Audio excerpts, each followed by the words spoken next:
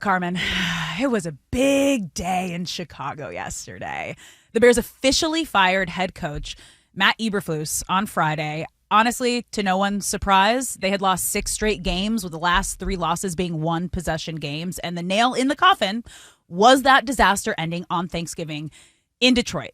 On third down, with a timeout left, just needing a field goal to tie the game, we saw an ultimate breakdown by the Bears. And it looked like there was zero urgency and so much confusion in that moment. Kayla got sacked on second down with 32 seconds left. So on third down, they just kind of let it ride. And you had almost 30 seconds to figure out what to do. Spike the ball, call a timeout, tie the game with a field goal. And that whole situation, as a fan, just kind of made zero sense as to what was happening. I don't think it needs to be just a fan. I think it made zero sense to everybody. Why didn't they call the timeout? I had coaches for the Lions texting me like, "What did they just do? What just happened? What just happened?" I thought it was a joke. I was like, okay, maybe they're running the clock. Then they're gonna throw it out, like anything. Like, what is happening? The turkey leg celebration, which is always a huge thing in Detroit. Yeah. But like, this was Detroit's first win in a decade on Thanksgiving. Yes. Like, they have not won on Thanksgiving, but like Jared Goff and Amon-Ra St. Brown and Jahmyr Gibbs and David Montgomery, they were all like, you could tell post game they were just in shock. Yeah, they were like, "What just happened?" Yes, every it was like almost person. subdued, like for something that should have been like really happy. Yes, for them, they were just like, okay. Yeah, they just handed us the game. Yes, yeah, they really did. There's a lot here. Yes, there's a lot here.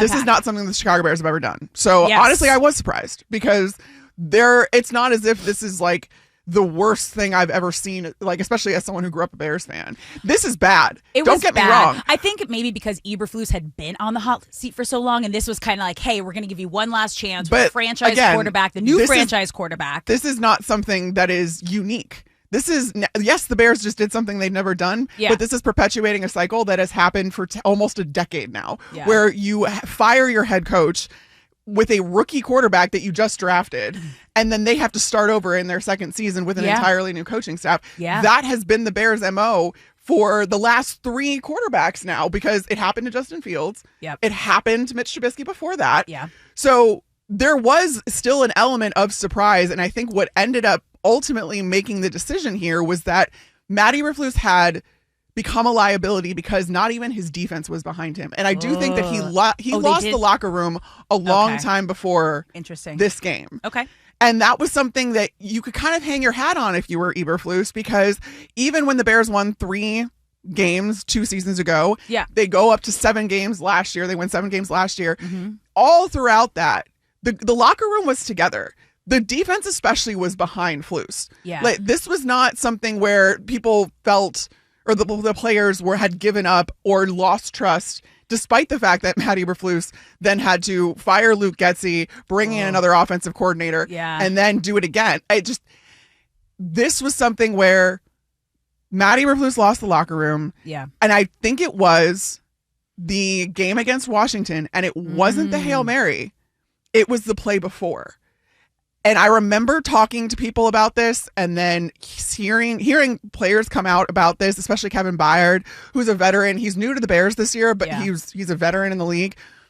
Matt Eberflus, even behind closed doors, doubled down on not bringing pressure or allowing the Washington Commanders to get, I think it was 13 yards prior to the Hail Mary, and they didn't they were just playing prevent defense on that. And all of these defensive guys were like, why? Yeah. Why didn't we try to pressure, or why didn't we cover a little bit better? Why were we playing prevent down the field and leaving all of those underneath options open? Because that's what set up the Hail Mary. And then Eberflus defended that to the media, which isn't necessarily out of the norm, but then he doubled down on it to the point where players were talking about it to the media afterwards, saying, I didn't agree with that. Yeah. I brought it up to coach. He said he doubled down on it. And we're all left thinking like, all right, we can't trust you anymore. So you see the Bears defense too, from that point on, it's tangible how much worse they had gotten, how much less organized, how much less energy they had. It was very apparent that Flus had lost the locker room. Okay. And that was essentially the difference here. And then these late game situations where you have Keenan Allen coming out and saying the players did enough to win this game, and he's 1,000% right. The players, over and over again, we saw Caleb Williams against the Green Bay Packers. He had a game-winning drive right there, and then that field goal gets blocked. Against the Minnesota Vikings, same thing. You force overtime. You by getting an onside kick, by the way, which wasn't Caleb, but still, you force overtime, and then it's just completely uninspired play calling. And Caleb can't do much. There's no easy options on the Chicago offense. It's gotten a little bit easier with Thomas Brown, but then this game, where you're so woefully unprepared for something that you should be practicing in practice. These are late game situations. Every team has a situational period or two every practice. This is the kind of stuff that you practice. And to be so ill-equipped time and time again in these situations, it was just it was completely catastrophic. But the dysfunction goes so far beyond the head coaching position at the Bears right now. This is a pattern. This is a pattern. And there is a common denominator with that pattern, which is ownership. It's how the organization is run. It's from the top down. It's the resources that are given. This is not known Sounds as familiar in Chicago. This is not known as a good place or a destination place for a coach, despite the prestige of the organization being one of the original franchise. What? Oh, I was just going to add to your point there, because I kind of saw this with the Lions, covering the Lions for so long. Everybody thinks they can turn around. Well, it was William Clay Ford for a very long time who'd always drag his feet, but then it was Martha Ford, and I think she assumed the reins when she was 95. At that, I'm saying this because Virginia McCaskey is 100. Yes, she is. So, when she assumed the reins of the team after she cleared out the front office after, I think it was 2015, they had to go to the league, asked Ernie Accorsi to come in and pick them a general manager. That's how they got Bob Quinn, and from Bob Quinn, eventually Matt Patricia. For Virginia, for McCaskey, from what I understood, what led her to Matt Eberflus was talking to Bill Polian. There is something when you are that old, you're not really looking at who the best front office, best coaching people are. No. You're asking friends.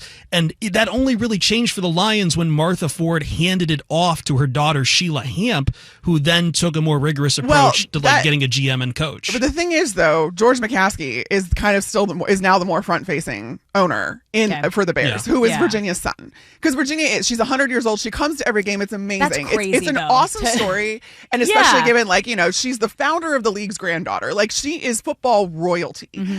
And that's really cool if you're the Bears organization. But I think part of this, bringing Kevin Warren in, which is the president of the team, but he's also over football. So now you've created another layer to Ryan Poles, and then Ryan Poles down to the head coach. Matt Eberflus and Ryan Poles were put together. They did not come as a package deal. They had not worked together before. Ryan Poles did come from Kansas City. I think that I still think he was a good hire. You need to get this next hire right at the head coach position. But what is the calling card or the hallmark of this Bears organization is that, and it's something that I've noticed across the league, if ownership is the type of owners where their livelihood comes from the team versus ownership that makes their money elsewhere and treats the team like a glorified hobby. Owners that their livelihood comes from the team are much less willing to spend money, because even good teams are lucky to break even. When you're trying to make a profit, it's mainly a write-off. A lot of these billionaires use owning teams as a write-off. When you are trying to make money off of your franchise, you're setting them up for failure. No, you make the money when you sell the team. You're not paying. You're not paying for the resources. You're not paying for the head coaches. You're not paying for the staff, because there is a hard cap, sure, but there is no limit as to what you can spend on a head coach. And for all Bears fans that want Ben Johnson, Detroit's offensive coordinator, so badly, that man is an 8-figure-a-year head coach. If he even decides to leave the Lions. So are you going to pony up? Are you going to do something that you've never done before? Because also, Eberflus, Nagy before him, there was the Mark Trestman experiment.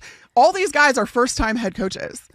And they weren't also these really highly touted coordinators either. And sometimes that can work out. But if you are the Bears, you just fired your head coach in season for the first time. Yeah. You need to continue doing things you've never done before if you want results you've never seen before. Yeah. I mean, that's what this comes down to. I have a question And then too. the biggest- Is Poles going to survive too? I think like Poles it's a GM who then gets to like have his say of it also, I think this all depends on what direction they go. Yeah. Like you can, if you bring in a new coach, sometimes you bring a new coach, GM, and it's like a whole new regime, whole new system. The time for that was before you drafted Caleb. Yes.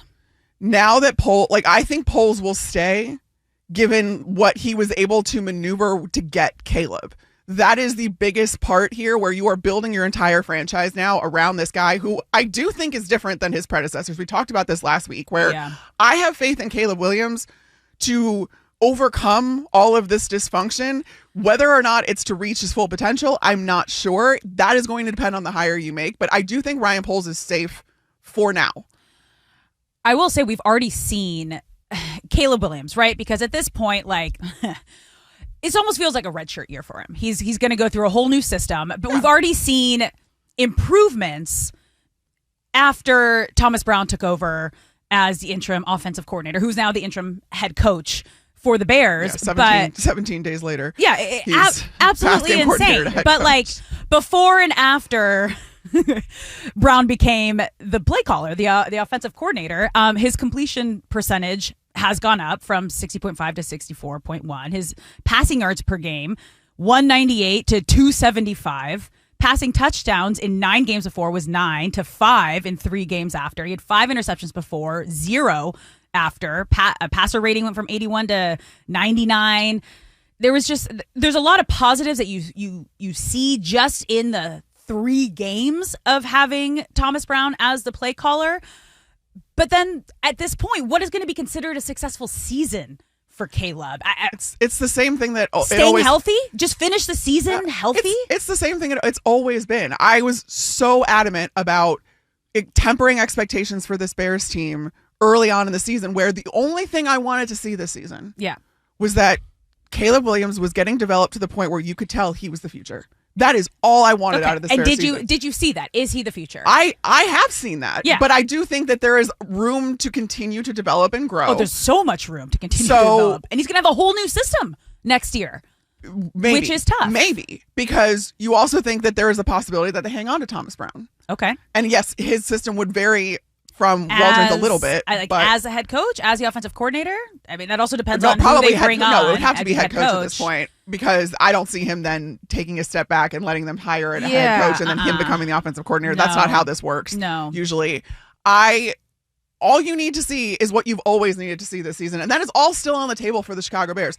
I did want them to get to a winning record. I don't think that that's really feasible, especially with the way that they're losing games. No. But maybe now that you don't have a liability at head coach, you could potentially squeeze some of these other games out, because you are going to play your division all over again. And it before feels the end like of the season. The team is kind of behind Brown. So like that's very much so.